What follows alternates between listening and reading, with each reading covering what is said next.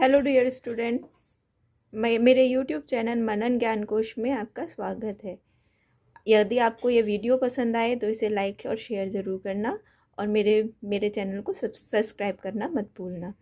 आज मेरा main point है आपका इंट्रोडक्शन ऑफ सर्कल के बारे में मैं तुम्हें आज बताऊंगी। छोटा सा इसका इंट्रोडक्शन है जो पढ़ने के बाद आपको सर्कल को पढ़ने में मज़ा आएगा। चलो अब हम आगे चलते हैं। सर्कल क्या होता है? आपने कभी मम्मी खाना बनाती हो तो तवा देखा होगा, तो वो गोल गोल शेप में होता है। रोटी हमारी गोल शेप में होती है, तो वो एक सर्कल शेप में सर्कल होता है। तो ये सर्कल है।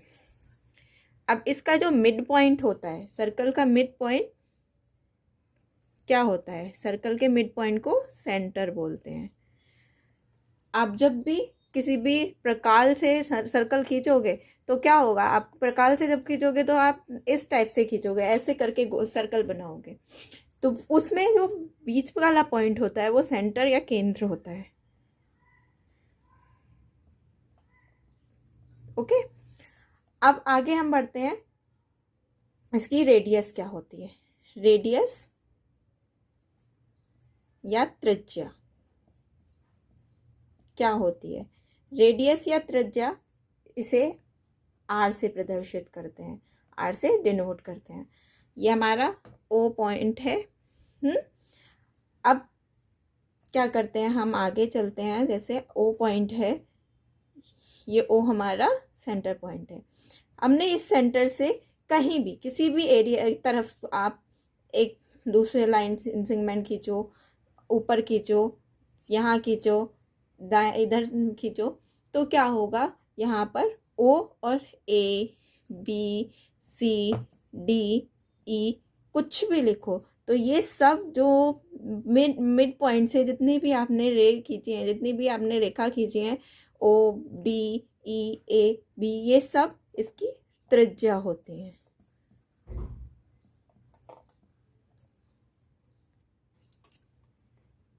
त्रिज्या रेडियस होती है। रेडियस और डायमीटर क्या होता है? अब ये हमारा एक सर्कल है, इसमें ओ और ए पॉइंट है। यहाँ से हमने सीधे एक बी पॉइंट से मिलाया। ओ बी और ओ ए, ओ बी बराबर equals O A equal R. Okay, आगे चलते हैं हम। O A O B plus O A equals to A B. Got it? चलो आगे बढ़ते हैं। O B O A A B, A B A B को डायमीटर बोलते हैं। पूरी एक डायमीटर हो गया ओ और B. O B R plus O A, क्योंकि दोनों ही रेडियस हैं A B. 2r equals to A B, A B equals A B upon 2 equals to R. तो हमारा क्या फॉर्मूला आया? त्रिज्या इक्वल्स टू व्यास upon 2। Radius equals to diameter upon 2। Okay, चलिए अब आगे बढ़ते हैं। ये हमारा सर्कल हुआ, ये हमारी ओ ए बी कुछ भी एक त्रिज्या हो गई। ओ बी और ओ ए अलग अलग त्रिज्या है, लेकिन अब आपको ये एक ऐसा शेप दिख रहा होगा, जैसे आप पिज़्ज़ा खाते हो तो उसमें एक कोन टाइप की शेप निकल जाती है, तो वो निकलती तो एक सर्कल से ही है।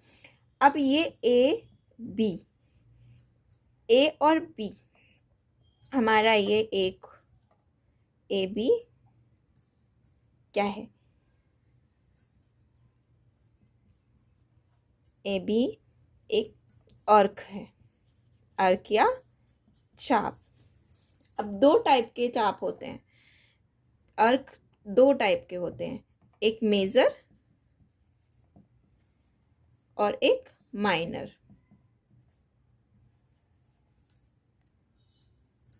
इस फिगर में आप देखो, इस पूरे सर्कल में आप देखो, सर्कल में क्या दिख रहा है आपको, ए और बी दिख रहा है और एक सेंटर में सेंटर पॉइंट दिख रहा है। तो ये जो ए बी है, अगर इसको इस तरीके से आप खींचोगे ए बी, तो ये छोटा सा हमें दिखेगा। जो छोटा दिख रहा है ए और बी, वो अर्क जो होगा हमारा, वो माइनर अर्क होगा। एक बड़ा पॉइंट हमें दिख रहा है ऐसे करके, ए और बी है वो ए में, इसको हमने बी से लेकर ए तक पहुंचाया है, इसको हमने ए से लेकर बी तक पहुंचाया था, यहाँ बी से लेकर, ये बी से लेकर ए तक पहुंचा है, तो ये बड़ा है। तो बड़ा क्या हो गया हमारा, बी ए। जो बड़ा हो गया वो हमारा होता है मेजर अर्क या चाप।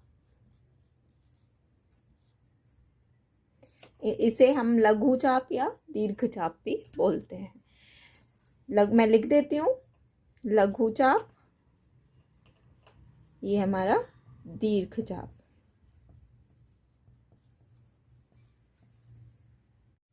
चलो अब हम आगे बढ़ते हैं इन अर्क की डिग्री की तरफ। तो देखो, ये हमारा एक अर्क था छोटा माइनर, उसकी डिग्री थीटा ऊपर। अभी हमारा कुछ भी हमें नहीं पता क्या है क्या नहीं है। ये ओ पॉइंट है। देखो आगे हम क्या करेंगे कि अगर हमारा थीटा कोण 65 है, 65, ये 30 भी हो सकता है, 40 भी हो सकता है, कुछ भी हो सकता है। अभी हमने मान लिया लेट बी 65। तो हमारा ऊपर वाला क्या होगा, आपने एंगल जब पढ़े होंगे तो आपको ये पता होगा कि ये 180 का होता है। स्ट्रेट लाइन हमारी 180 की होती है, ठीक है। अब अगर 180 से हम नीचे चलते जाएं तो वो हमारे एंगल ऐसे करके आते हैं, ठीक है। ये एंगल ऐसे रोटेट होते हैं, तो रोटेट होते हैं तो ये हमारा जब पूरा सर्कल घूम जाता है तो वो 180 कितना हो गया, 360 होगा। अब आगे हम अगर देखेंगे, अगर ये हमारा 65 है तो अगर हम पूरा इसको देखें तो ये कितना हो जाएगा, 360। तो थीटा अगर ओ ए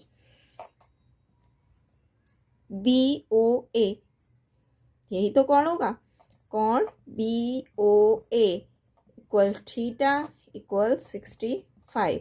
अब हमने ऊपर के लिए लिया है तो हमारा A O B equals to what, कैसे पता पड़ेगा। तो हम क्या करेंगे, A O B plus theta equals to 360, यही होगा। A O B equals to 360 minus theta, what, calculation करिए। तो 360 माइनस 65 इक्वल्स, हमारा आंसर होगा 295। Got it. सर्कल के लिए नेक्स्ट पॉइंट जो आपके लिए जानना ज़रूरी है वो है कॉर्ड या फिर जीवा। कॉर्ड या जीवा, अगर हम कोई भी लाइन सेगमेंट कोई भी ए बी सी डी कुछ भी ले सकते हैं, वो तो हम कोई भी नाम डाल सकते हैं, नाम। तो उसमें हमने क्या करा, ये जो लाइन सेगमेंट है, जहाँ से कोई भी है, यहाँ से ये यहाँ से भी काट सकता है, यहाँ से भी, यहाँ से भी। तो ये जो लाइन सेगमेंट काट रहा है इसको, वो उसका कॉर्ड बोला जाता है। ये कॉर्ड या जीवा। Got it. देखिए स्टूडेंट्स, ये एक क्वेश्चन है, इसमें क्या लिखा हुआ है, the radius of a circle is 13 centimeter and the length of its chord is 10 centimeter. Find the distance of the chord from the center. अगर हमारे एक वृत्त की त्रिज्या, ये हमारा कोई वृत्त है, वृत्त की त्रिज्या 13 सेंटीमीटर है, रेडियस इसकी 13 सेंटीमीटर है, तो रेडियस क्या होती है? ओ ए, ये हमारा 13 सेंटीमीटर हुई। आगे क्या हुआ? उसकी एक जीवा 10 सेंटीमीटर है, हमारा यहाँ से लेकर यहाँ तक 10 सेंटीमीटर है, ठीक है। तब हमें क्या, जीवा से लेकर हमें क्या ज्ञात करना है? जीवा से लेकर सेंटर तक की दूरी, डिस्टेंस ज्ञात करनी है, the distance of chord from the centre. अब ये हमारा होता है 90 डिग्री। आप लोगों ने पता होगा, आप लोगों को पता होगा 90 डिग्री का 90 डिग्री क्या होता है? इसको आप 90 डिग्री बोलते हैं। तो अगर हमारे इधर की साइड भी है तो ये भी 90 ही होगा ना। अब आगे हम चलते हैं। हमारे पाइथागोरस की थ्योरम क्या कहती है? पाइथागोरस थ्योरम 90 डिग्री, ये 90 का है, तो हमारी ए बी सी, ये एक ऐसा ही ट्राइंगल बन रहा है, देखो सी ओ। यहाँ पर अगर हम इस पॉइंट पर एम लिख लें तो कोई परेशानी नहीं, तो ये हमारा एम ए, सेम दोनों एक दूसरे सेम है, डिक्टो, बस क्या डिफरेंस है? हमारा नेमिंग का डिफरेंस है, इनके लाइन पॉइंट्स के नेमिंग का डिफरेंस है।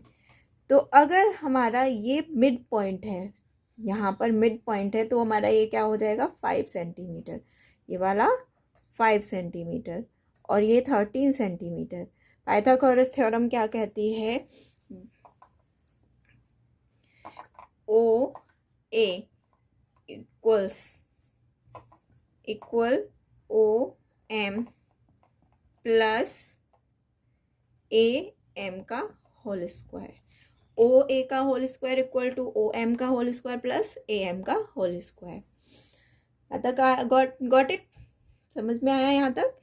अब हमारा क्या है? ओ ए गिवन है 13 सेंटीमीटर, गिवन दिया है हमें क्वेश्चन में, और ए सी अगर हमारा पूरा 10 सेंटीमीटर है, अगर हमारा यहाँ पे मिड पॉइंट से इसको यहाँ तक एम तक मिलाया है, तो हमारा ए एम इक्वल्स टू हो जाएगा 10/2, 5 सेंटीमीटर। क्यों? क्योंकि देखो A C equals to A M plus M C,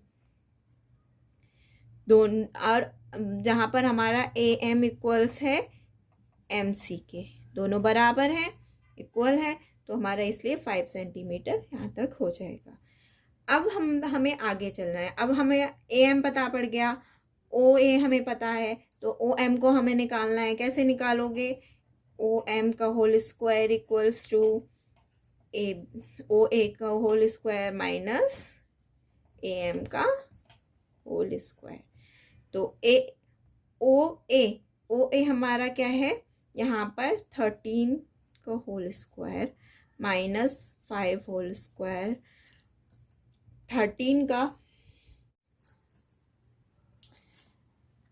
whole square equal to 169 minus 25, 169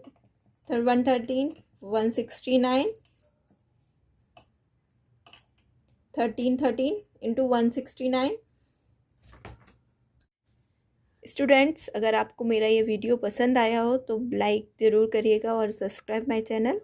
और इससे आगे अगर आपको थ्योरम पढ़नी है तो एक बार मेरे कमेंट बॉक्स में लिखकर मुझे थ्योरम के लिए एक बार कमेंट कीजिएगा कि मैं आपको थ्योरम पढ़ाऊँ। Thank you for watching. Students, अगर आपको मेरा ये वीडियो पसंद आया हो तो लाइक ज़रूर करिएगा और सब्सक्राइब माय चैनल। और इससे आगे अगर आपको थ्योरम पढ़नी है तो एक बार मेरे कमेंट बॉक्स में लिखकर मुझे थ्योरम के लिए एक बार कमेंट कीजिएगा कि मैं आपको थ्योरम पढ़ाऊँ। Thank you for watching.